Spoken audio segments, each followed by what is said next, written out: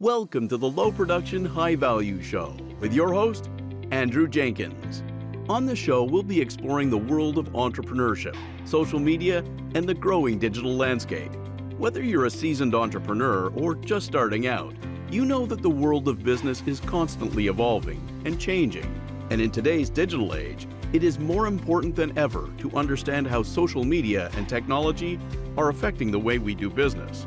That's why on this show, we'll be talking to entrepreneurs and experts who have a wealth of knowledge and experience to share with you. From the latest trends and technologies to the struggles and triumphs of running a business, we'll be covering it all. So if you're looking to level up your entrepreneurial game and become more digitally savvy, then let's get started with the Low Production, High Value Show. Hello everyone, today's guest is Susan Diaz, founder of CP Digital and author of Unboring, taking your content from blah to brilliant. Welcome. Thank you for having me, Andrew. It's great to have you here. Well, so I've just mentioned the title of the book. Why don't we start there? And in the book you talk about content marketing and this concept of EQ. Now, most of us think of EQ as the emotional quotient or emotional intelligence, but you talk about it from the point of view of entertainment quotient. Okay, so originally when I started to write this book, it began as a sequential writing process, like it does for many people who are afraid to write, often writers. Any writer is like, a book feels like the hardest thing that you're going to do. So I was like, the only way I'm going to get this done is if I sit down and write it out as if I was writing emails to one person for 25 weeks straight. And then at the end of 25 weeks, I will put that together and I will see if there's a book in it, right? So while I went into it with clear ideas about what I wanted to write about and stuff, I was loosely in my head working with the idea of humor, the idea of how it is such a big way of decluttering. Like, people show up online and try to be same, like vanilla all over the place. And well, you're like, try to be different. What does that mean? And that's what I was trying to break down. And so EQ was essentially entertainment quotient. And like, because you said, it is about it already has an existing meaning, I called it the other EQ. And so that was like where I started. And as the book got written, then there was a long time during the editing process where I wasn't feeling it. It took much longer than I expected. And during that time, people It suggested, always does take longer than it you always expect. does take, it takes at least twice as long as you think it does, if not more. Um, at that time, when I was like waffling about, do I need to publish this? I don't know if there's anything here. Let's just trash it all and start over. I had a few suggestions from people for other names. And the one that stood out was Unboring, which I thought hit on exactly the right notes. But then, for every positive, people come in with some, you know, contrary negatives. So people were like, oh, there's so many un everything. People are calling things un X and un Y and un Z. Like, so we could be lost in the crowd. And I was like, I don't think so. I think this particular version, I'm good with it. So that's how it went from, that's why the other EQ is where I started. And why entertainment quotient is because I believe to make connections with people, you've got to break the ice a little bit. It's true of real life, right? You go into a conversation and you don't jump right into it and start to hit the slides, hard. You go in there, you ask about a couple of personal questions, you talk about the weather a little bit, and then you sort of ease into it. And so I think we've lost that in the two dimension. And that's where it started, which is like, let's use a little emotion in the whole thing and try to connect with the other person. And often one of the lowest investment forms of emotion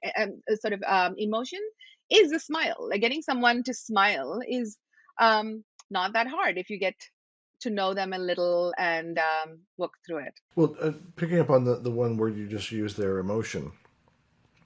The when I talk to people when we're talking about just content marketing in general and content curation, content creation, and maybe the content planning and style of approach to content and so on.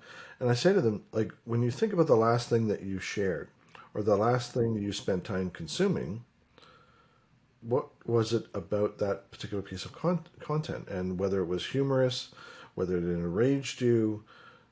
I think if you pause and think about it enough, you will realize it did cause some sort of emotional response, and that's ultimately what you're striving for. And with the client work that you do, are they receptive to that premise of causing an emotional response? I think so. I think so. The idea is itself, if I had to take it back a little bit, and this links a little bit to my general thoughts about the large world of content strategy. It has to start from the customer. Like, it's not me waking up one day saying I want to write about this. Of course, if you're deeply passionate and if you're a particular kind of person or a certain fiction minded human, that could be the way that you start authoring. But more often it comes from the outside. And for me, the idea of this came because we would ask a lot of questions of clients about, like, what is it you enjoy about working with us. And I feel like, I mean, I may have spoken with you as well, with as someone who's worked with us over the years, and asked you that sort of question, and the answers that you get from your customers and your partners and your collaborators are pretty illuminating. In our case, like, I think the number one thing that people would say is, like, you do what you say you will do at the time that you say you will do it, like meeting deadlines. And I wouldn't have thought that's a big deal, but it was. And so we're like, okay, great, that sounds like we're getting that right. And then the second thing that we would hear is that you're fun to work with, your team is fun to work with, and, like, we always leave with a laugh, and we look forward to our meetings with you and stuff. And this came from, like, pretty stiff upper lip, large investment house type folks. And it's not like we took the tone and diluted Where humor goes to die. potentially, but we were not letting that happen on our watch. So when people started to say that, I was like, oh, so maybe this is not a soft skill after all. Maybe this is a lot more important. And, like, it's a bit harder, like I said, when the emotion is high stakes. Like, you can't come in and start talking about, the serious stuff that's going on in your life and suddenly hope to condense, like, a life discussion. But a little bit of exchange of levity, I think, is very possible. Well, how does that translate into, I'll call it tone? I mean, you and I have known each other for quite some time. I know you to be humorous or to like to infuse humor in many things. So in some ways, when you write, you are playing to your nature. But when you were advising clients and founders and other marketers to say, again, to be unboring, to infuse it with humor or something that'll cause an emotional response, that's not it. Shouldn't is it a matter of that it shouldn't be at the expense of being genuine or No, it shouldn't. It's not like, well, see, there's a few categories of this, and we can break this down. And there's even like a pyramid sort of thing, which is not created by me. It's out there on the interwebs.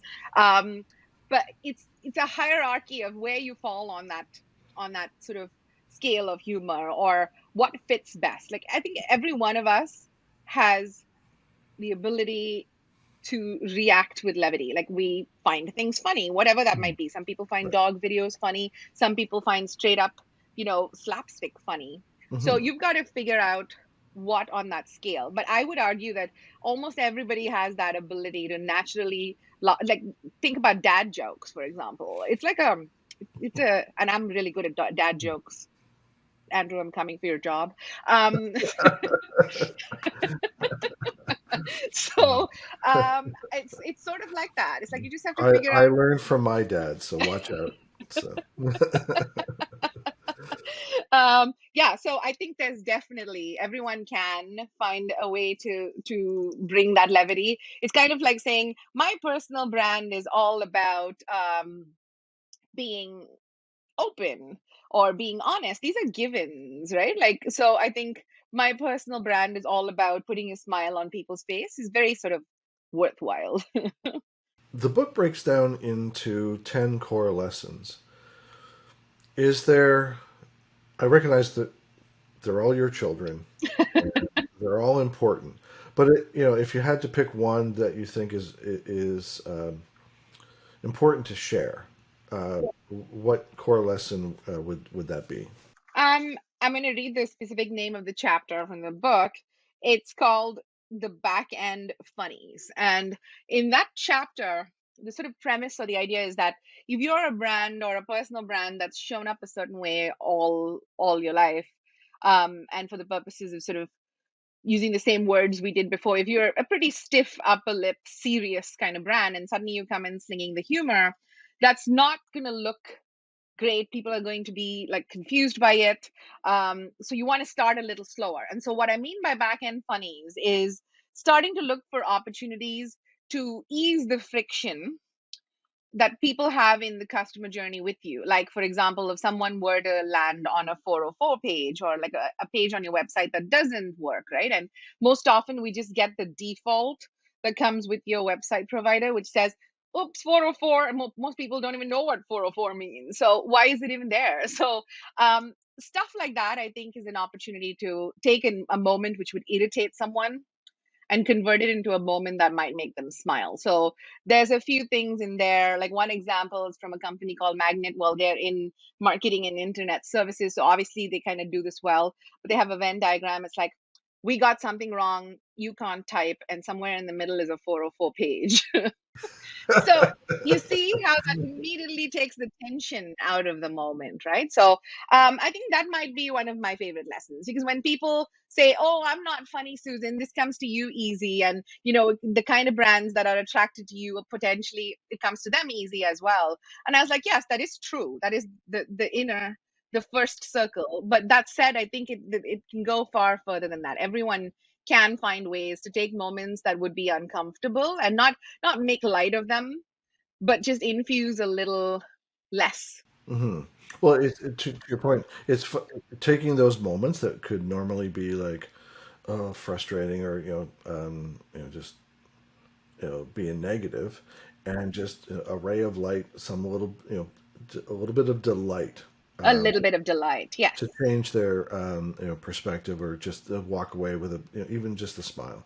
Yeah. One of my favorite examples, like along those lines, is there's a online magazine called Demarge out of Australia, and when you would hit their landing page, this was before subscribing to them, a pop up to invite you to sign up for their newsletter would come up, and it's a men's style, menswear website, and it would say, "Come on, you cheeky bastard," or "Come on, you handsome bastard, sign up for our newsletter." See, And like, we've all had the pop-ups whenever, like, they're to your point, they're annoying.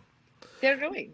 And I have shared this example numerous times, because despite them falling into the same category of annoying pop-ups, they had a moment to delight me, That's and it. they did, and I've never forgotten it. So, And the same goes for push notifications, right? Like Tinder does this really well, apparently. Not that I've had the opportunity to be on Tinder, because it only showed up yeah, I'm glad after I you found. qualified. But yeah, apparently they do this stuff where they'll send you these little notifications saying, "Oh, look, another person seems to be interested. It's probably not going to work out." And you see, that's clever if you stay stuff. So imagine if Google were to do something like that with the notifications that you get when people make edits on your like documents. We all share documents, and we work in the Google universe. So like often you'll get like 6 or 7 notes saying someone resolved something and whatever. Like, imagine if you were like, phew, peace, like one more thing got resolved. Like, it's easy, but it's not being done at scale. And it is my mission to see if I can try to get enough conversation started. Well, uh, as a conversation starter, we're inundated. I mean, the internet has just exploded with content. I mean, it's what an overstatement. um, but every day we wake up, we look at what's trending, etc. This idea of newsjacking Yeah. that has become increasingly popular, Hmm. especially among content marketers, to, I'll call it, wade into the stream. Some successfully, some unsuccessfully, to the point of like backlash. Hmm. What's your take on newsjacking, and what advice would you give for someone to wade into it? I'll call it, or tread lightly. Yeah. Okay. So I think I think it's an exceedingly good idea. It's almost nobody who I would say don't newsjack. The nuance comes into what the news is that you are trying to comment on. Hmm. And while it sounds like everything I hate saying to people, this is one of those places where you want to stay in your lane a little bit. You want to, like, the whole world is commenting on the TikTok ban, for example, Hmm. in the US. And then the whole world is commenting on thoughts around politics and shootings and everything. I'm not to say that some of these things are not for everyone. Yes, they are. But there are certain people who are more qualified to make that comment than other people. Hmm. And what I mean by that is, as long as you can link it back to you and your field in a way that doesn't look obvious, like you don't want one of those bro posts on LinkedIn where it starts as something else and becomes buy from me, like in a very short number of words. Yeah. That's not the kind of thing. But I think it's definitely worth thinking about what are the, like, picking topics and going back to the master of the newsjacking idea and the author of the book itself, David Meerman Scott. He talks about how to spot. There are a couple of things that you want. One is it has to relate to you. Like, for example, we had an HVAC client, and they've been an on and off client for a very long time. And that is the kind of firm that has an incredibly awesome onboarding voice, way before the book became a thing. Like, we worked with them for some of this. Hmm. And they will comment on certain types of news, but they will stay away from certain others. And so that's, the types of things that you would comment on is if there's um if there's an interesting change in the way that billings or costs or something is going. That Hmm. could be boring, but they'll do it in a way that's, less um boring. I guess I keep going Right. back to those Well, words. they'll find, to your point, they'll find a humorous angle, Angle on the but thing. Hmm. that angle, or to use the word you used earlier, the link, Yeah. they're staying in your lane, but finding a link between what's happening in the media and your lane, but not, again, being, not being disingenuous or opportunistic. Correct. You don't want to be making content off of someone's tragedy. And Exactly. I'm not laughing. Like, I'm laughing because many brands that have experienced the backlash have received the backlash because they didn't think it through. That's That right. they were tone deaf. They were being opportunistic rather than sensitive to the people that were impacted by the news that they are trying to That's make right. a link to. And a good example of that would have been last year's Oscars with the Chris Rock and Will Smith thing, when every brand had a meme. And I remember writing an article at that time saying, stay off this one. Like, let's set this one out, because there is little point. It's funny for a minute, but it's not really worth the trouble of it. Like, But yeah. So some of those things I think it's best to stay away from. That said, it's not to say that you can't use it in other circumstances. Just don't use it from a newsjacking perspective unless you have value to add to the thing. You can certainly work that meme or some type of related meme later and use yeah, humor, but the timeliness is the second part of it. One, relevance, and second, timeliness. You've got to, and these are, you know, Miriam Scott's rules. yeah, You've got to do it within a certain time. Like, it's got to be at that point before the journalists find it and start to, like, write analyst pieces about it, right? yeah. So We that's the found, thing. yeah, Mhm. we've found with memes Yeah. that sometimes if we have to explain it, exhaustively, that we are going to have a problem getting it out Yeah. in a timely fashion. That if more time is spent explaining versus executing, and that's Mhm. not a slight against clients. It's the nature of that. If the meme originated in a channel that they don't spend time on, or less Yeah. familiar with, and just they don't. The better word is they don't understand the context. Hmm. And to your point about, so if they don't understand the context, making the link between where it originated and to where it fits within their lane Hmm. can be It's exhausting. And then quite a that's leap. not right for Mhm. you at all, right? Like, there are certain things you want to just stay right away from. I think that what's happened right now, I mean, at a point about 2 years ago, I would encourage people to do more. Like read the news today and see if you can link your little message back to what is in the news today, kind of thing. Mhm. But now I feel like people are overdoing that in to a level where it's like, it doesn't matter that it's National Croissant Day or like, like somebody in some other part of the world started a company. I don't know, just ridiculous stuff that shows up in your feed. One thing I would say about newsjacking is that TikTok is an excellent place to test ideas. Mhm. So, and again, not forgetting that newsjacking doesn't mean you have to create something. Mhm.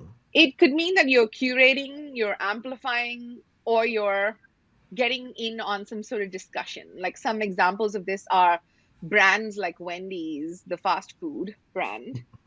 They're next level. Like they're having wars on online with other people. And another one is Aldi, the UK supermarket chain.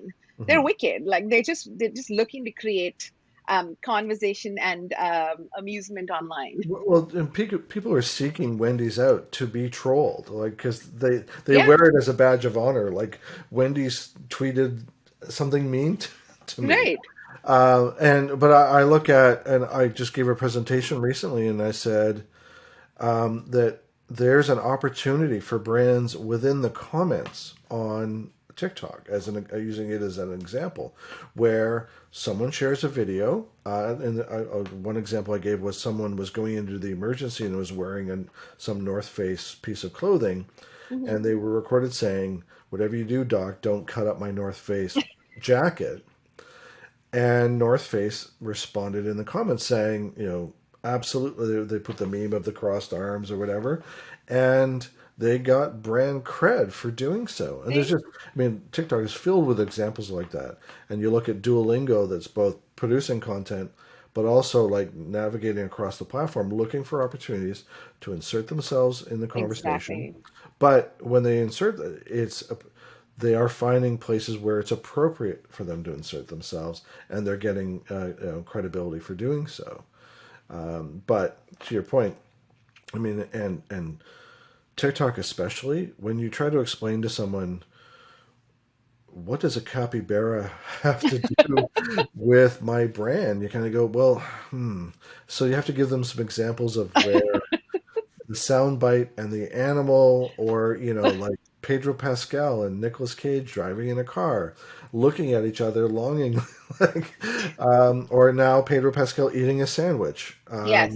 and so trying to bring you know marketers and content marketers into that conversation to explain this is going to look weird when I initially proposed this to share it with you, but just hear, hear me Hear out. me out. Yeah, and it may not be right for you, but it's like it's worth finding out what your options are because it's possible, like I said, the combination of being on that edge of news and being able to respond to it with some levity and some, and not to dismiss through all of this that you've Mm, got to be solid at your actual core skill, craft, market, whatever it is. Like you can't just like loosely leave this to a junior person to jump on things and like have it done. I think this kind of thing at an institutional level mm, does have to be dealt with by more senior folks, number one. Like you have to, like, I don't think that the accounts of things like the ones that we've mentioned, like Duolingo and Wendy's and stuff, they're managed by creators and top notch, folks who know exactly how to make comments about these sorts of mhm. things, right? So I think that's something to remember as well. Like, Well, don't just throw this to someone off the corner of their desk. true. But I think there's an element, especially in the case of TikTok, where the people with the more digitally savvy or the digital native, perhaps should be leading the charge on the platform. But it has to be collaborative. To your point, senior stakeholders have to be involved from a brand protectionist point of view. But that leads me to something I want to ask. And when you talked about staying in your lane, making sure that whatever you do from a newsjacking, you're not so far away from your core Yeah. stance when it comes to content marketing.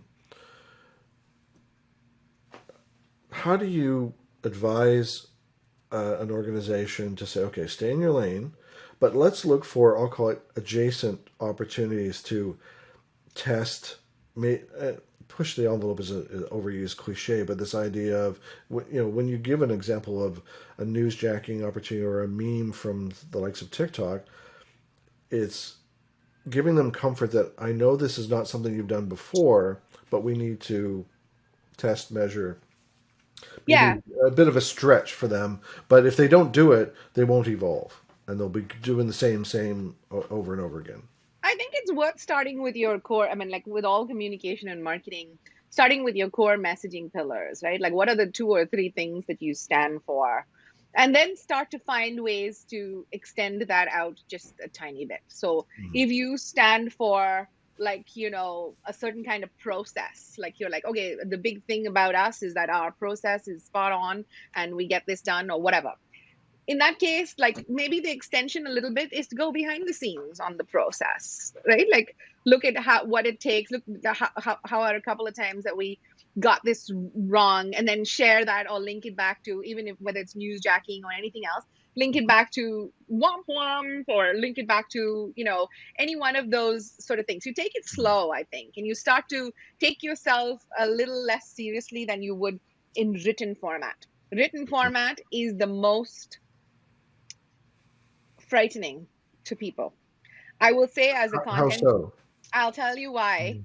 Um, I think there's something about it which associates way back with the days of print. And once something was printed, you couldn't undo it unless it was reprinted and a lot of money was wasted or whatever it is. And maybe this is only a Gen X and above type problem, maybe a little bit of a millennial problem. But I think because of that, I will find, as a content creator and a person who's like run a content marketing firm that makes content in different formats, that the number of changes that we will see on the words compared to the others is practically like nothing. People will barely ever correct our articles Mm-hmm. because they feel like it's been written by a professional and it's whatever, and then maybe I don't know any better than this person who's writing it well. But people will have all kinds of like opinions about everything else. It's like, oh, let's change the color of this, and let's change the photo on that, and let's change the length of the video, and let's change the cover. So people feel like experts on all of those other things. They don't necessarily feel like experts on writing, is my analysis from. It seems to be sort of a historical formality, or it's like once written, Yes, it cannot be changed. that's And right. but to your point, this seems to be, we're in an era now where everyone's a designer. Yes. It really is. Like then sometimes I won't even put things into any sort of visual representation until we've gotten ideas discussed for this reason. Because people will get distracted by what the slide looks like, what the font looks like, but the core message underneath kind of needs to so the seriousness of words are, I know we took a little detour there into the thing, Mhm. but people do find words to be like a little like frightening and like final. So I think you take it a little less seriously and start in some other format. Like start with like a screen recordings if you Mhm. don't want to do like a face recording. Yeah. And now, a word from our sponsor. Social media has become an imperative for almost every business. Discover how to successfully implement an effective social media strategy that is supported and integrated throughout every part of your organization with this essential book from our host, Andrew Jenkins. Social Media Marketing for Business, Scaling an Integrated Social Media Strategy Across Your Organization, is now available from Amazon or KoganPage.com. Taking that idea, so we had a recent discussion with a client where they were very rigid about, you could only use three colors. They only wanted their logo used in a certain way, a number of things. So very constrained. But because they'd opened a new social channel, in this case Instagram, we advised them saying, because of the nature of Instagram, where it's not just looking at an individual post, it's looking at the account from a curated perspective, Right. that we need to have more latitude. Like, we're still going to play in your sandbox with your guidance, your input, etc.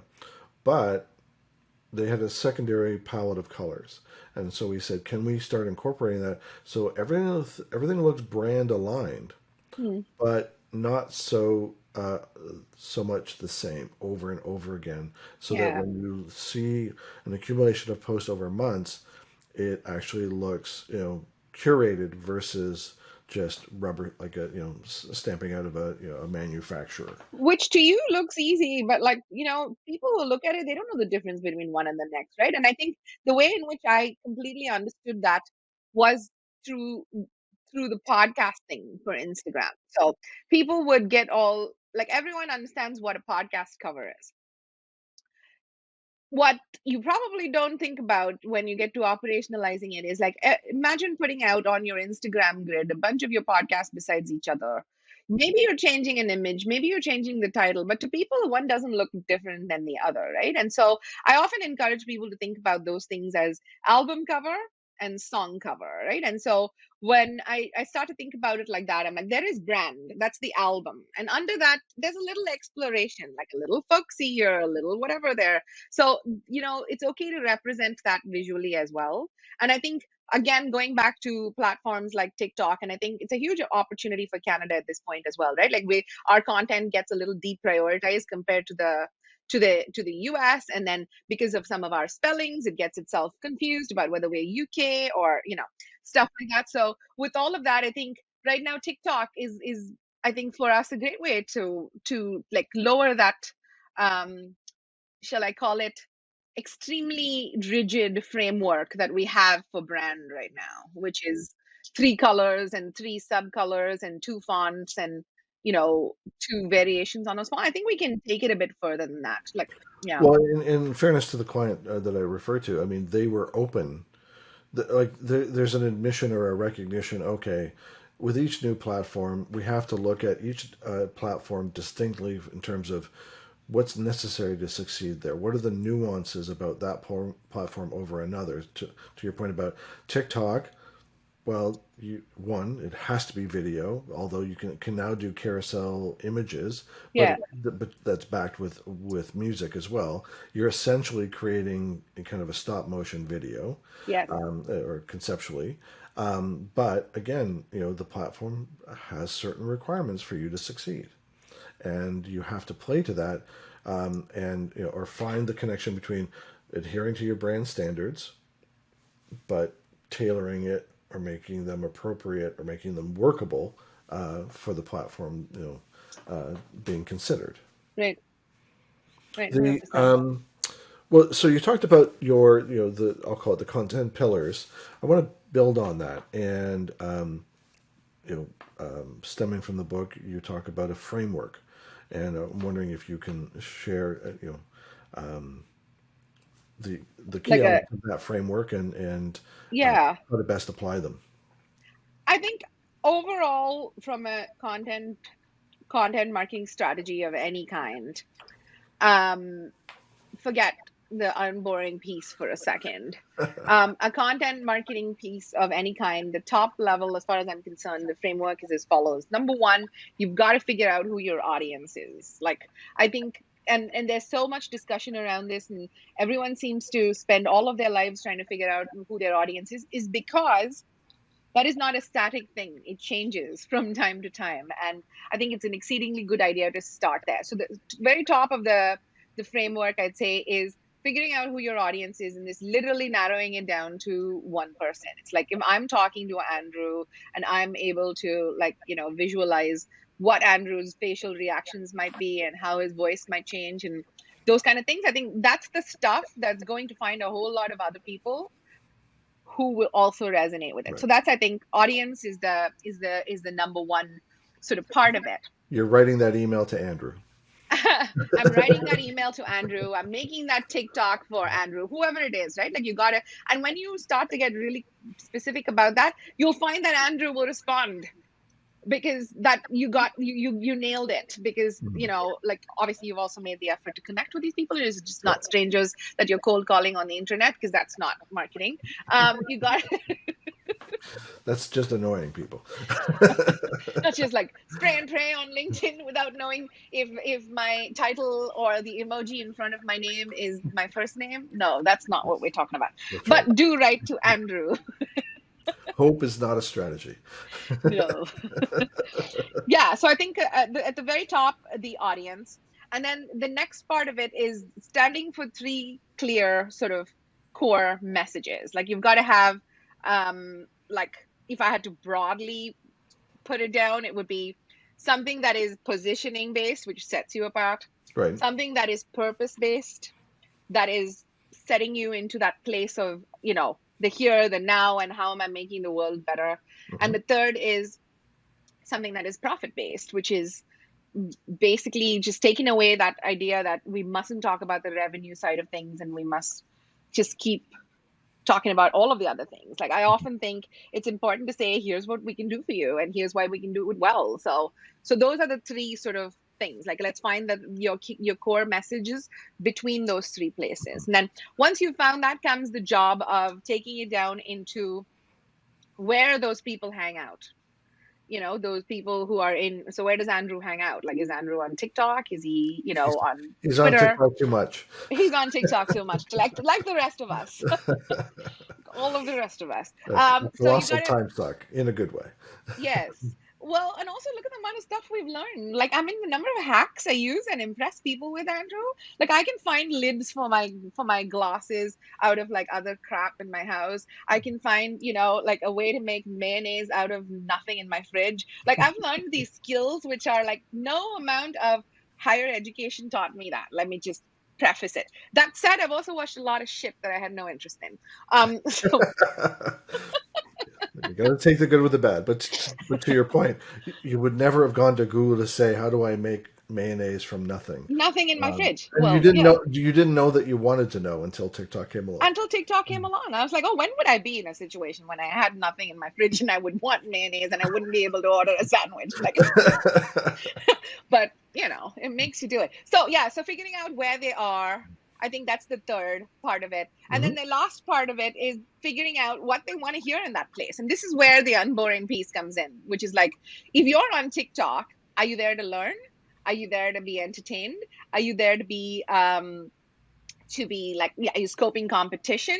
Are you like using it as an incubator to get to other channels? Because those are some of the reasons why people are on TikTok, right? Mhm. So then getting clear about that, and then that's when you take your core messages, your three core messages, and then you start talking to Andrew in the way, like, so if you're there for entertainment and to sort of incubate ideas, like I think they need to start talking to you with that tone. So that's the sort Mhm. of the breakdown. Obviously there's a lot of Well, depth and nuance to it, but broadly, yeah. right. But the last part about the why, are you there to help, to entertain, which leads me to, Jay Bear talks about making, is your content so good that people would be willing to pay for it? And Yeah. are you, through your content, being the best answer to someone's question? And Mm. so, talk to me about that. That's Jay Bear's take on, I guess, the why. Mm. So I'm curious to get your perspective on more on the why in terms of content that delivers value, that educates, that informs, that helps. Especially in social selling, they talk about, please stop using the phrase like "what keeps you up at night," or you're trying to find that the client's pain point. Yeah, yeah, yeah. And they may not tell you, but you still have to figure out how to deliver value to address those unheard pain points through your content. I think you do have to have heard them a few times. Like you do have to have had some But client do you have to contact. decipher what, like, as in, we do a lot of social media listing, and Yeah. I use the example around insurance.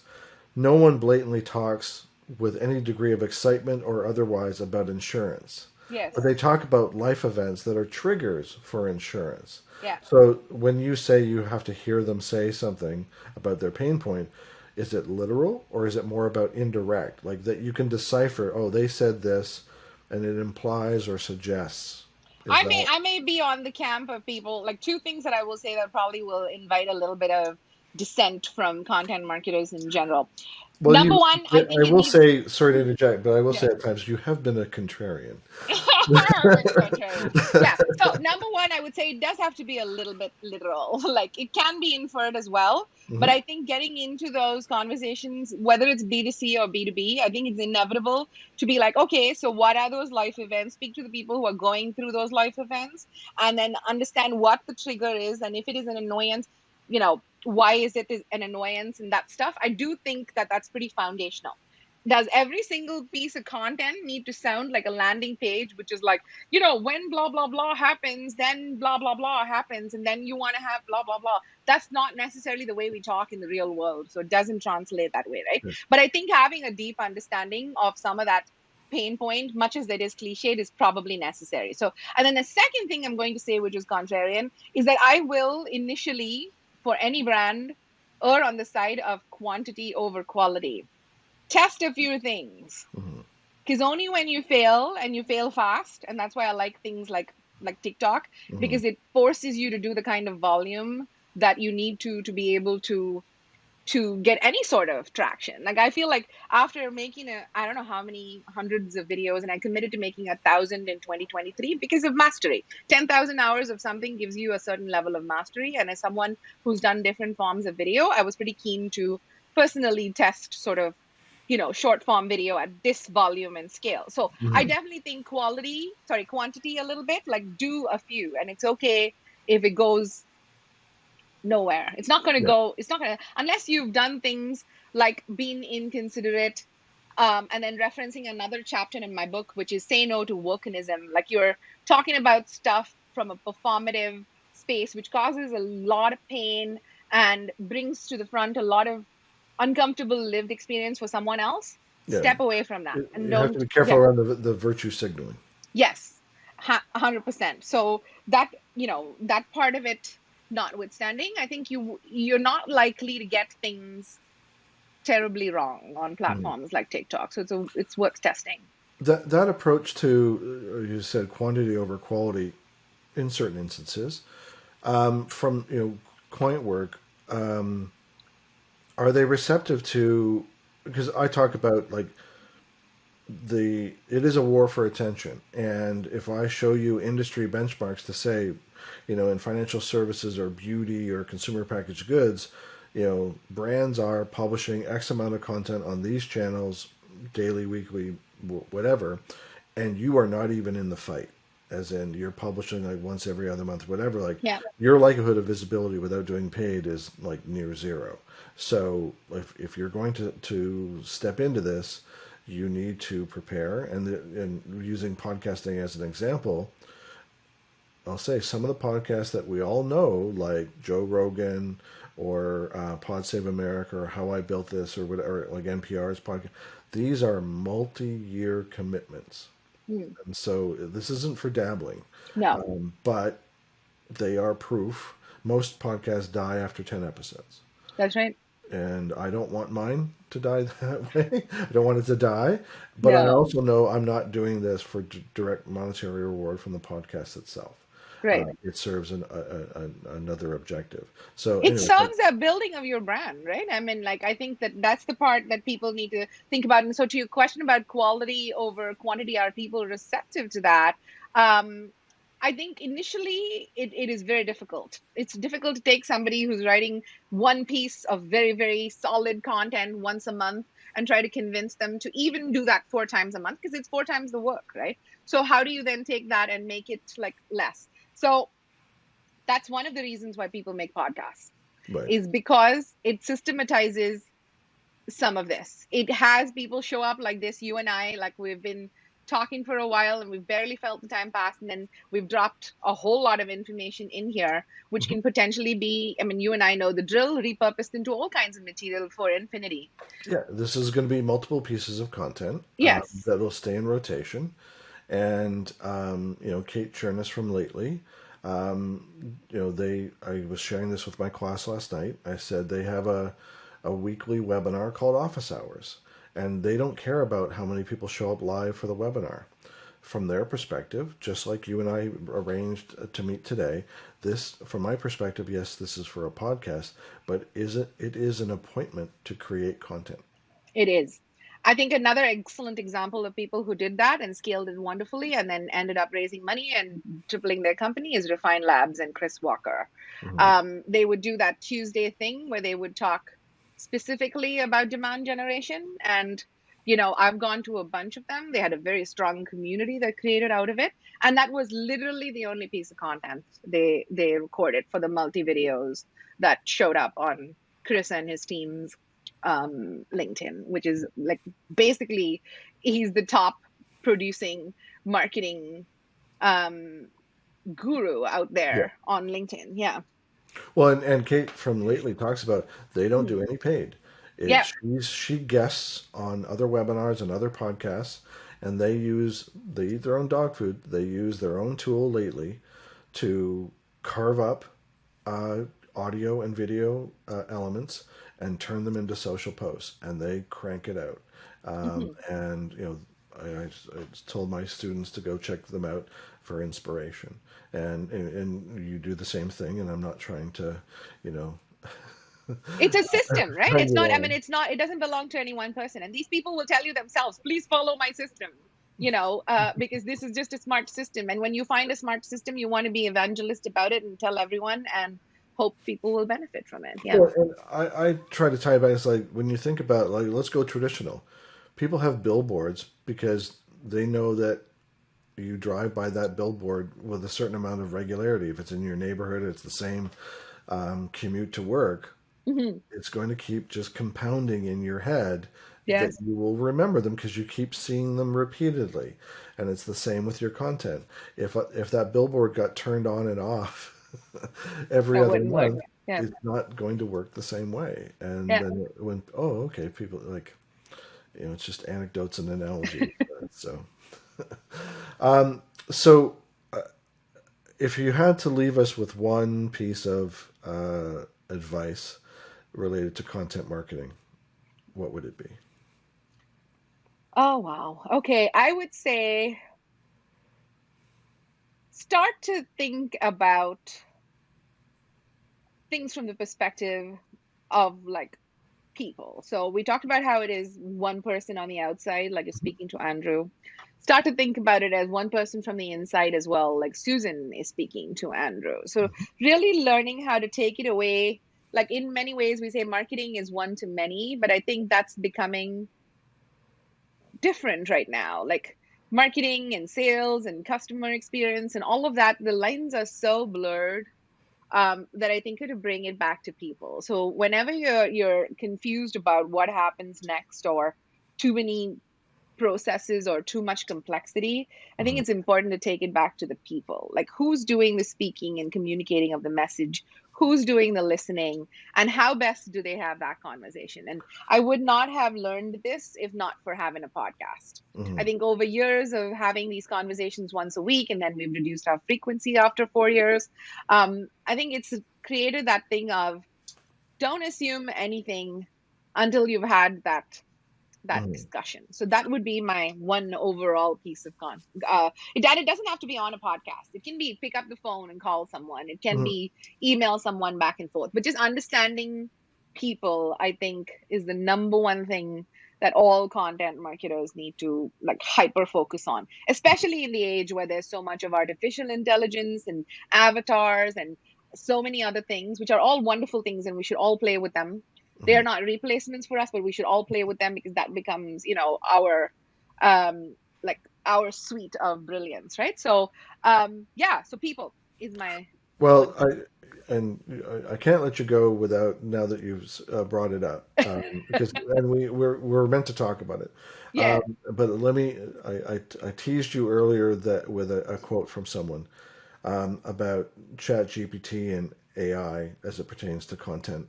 Hmm. And someone was asked, "Will AI and ChatGPT come for our jobs?" And the response was from this one particular person, "No, but the people who know how to use them will be coming for your job." It's true. It's And true. so, I couldn't agree with that more. That is That is well said. Um, I'm a fan, Andrew, of AI. I gotta say, I resisted when the Chat GPT thing came along, because it sounded like, deep pockets and a lot of messaging, like Clubhouse and a few others that come in and go. So I was maybe a few weeks late to the party, but once I hopped on, I have not left. I find it to be hugely beneficial. I like to think of it as robotic process automation for creatives. That's my sort of take on it. Then it's not going to take away anyone's jobs, but it's going to take away the grunt work. Like as a writer, as a podcaster, as a video creator, you're spending a lot of time doing the same thing over and over again. Like you sit down to something and you're like, oh, let me think about what questions I want to ask for this podcast. Now, Mhm. unless you're somebody who has deeply systematized your podcasting and you've already got a bank to draw from, there's a good chance you're starting from scratch. Now, when you use tools like this, it's going to set you up so you're not starting from, oh, let me go to Google and try to pick between these 17 links to see which of these I want to research first Right. before I decide what questions I'd like to ask Andrew, right? So Mhm. I think that kind of thing, it definitely helps, like some research. You want to be careful about like asking for recency or assuming that every piece of information that is fact based that it throws at you is accurate. So, like, cross check like you would with anything else, Right.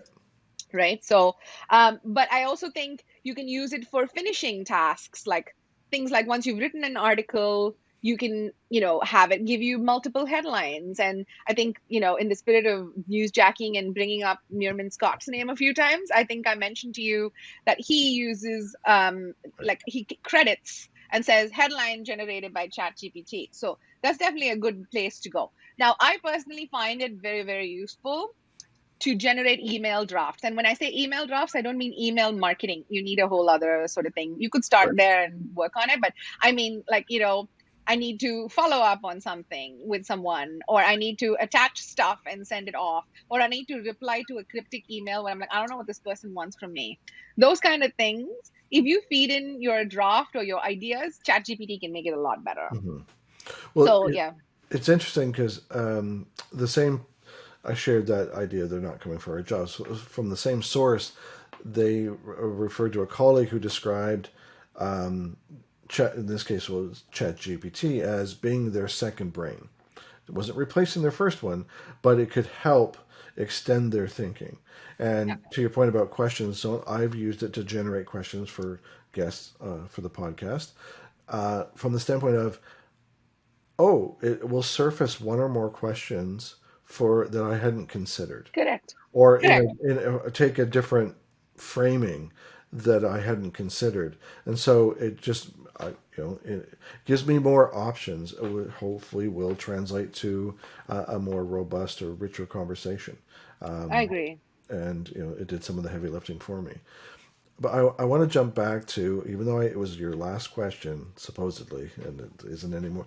When you talk about, so you write to one person as one person, Yeah. I want to understand from your perspective how that translates to a brand. Does a brand decide? Often organizations and brands talk about the personas they're trying to reach, but does the brand need to think of itself as a persona as it speaks to them? And then further to that, you often are, as a company, are outsourced to write content for organizations. Right. So how do you? Some of it is empowerment of the people. I think you need to start thinking about it as this brand doesn't have just one voice. This brand has a collection of voices. Okay. So And like album versus song. So again, each yes, song is a different voice potentially, but exactly. it's from the same album, Exactly. from the same choir, the same band. Exactly. Well, there you go. That's exactly it. You want to empower a few levels of people. They have to be actual people doing the speaking. You don't have to move away from having an overall brand voice, but yeah, I think that decentralizing perhaps is the word to use here Okay. is like decentralize the brand a little bit, whatever that looks like for your size of brand. Okay. Great. Well, that's probably a good place for us to stop. I know you and I could go on for another We could Joe Rogan hours. this, couldn't we? But I want to thank you. This was as enjoyable as I thought it would be, and fruitful for those that watch or listen. So thank you. Thank you for having me, Andrew. I haven't felt any of this time pass at all. And I'm a deep introvert who doesn't love the long call. So here, this is a testament to how comfortable it is chatting with Andrew on his podcast. Well, thank you. Thank you for joining us on this episode of the Low Production High Value Show. Be sure to give us a rating and subscribe to make sure you never miss an episode. Don't forget to check out Volterra at volterradigital.com to learn more about how they can support your social media marketing.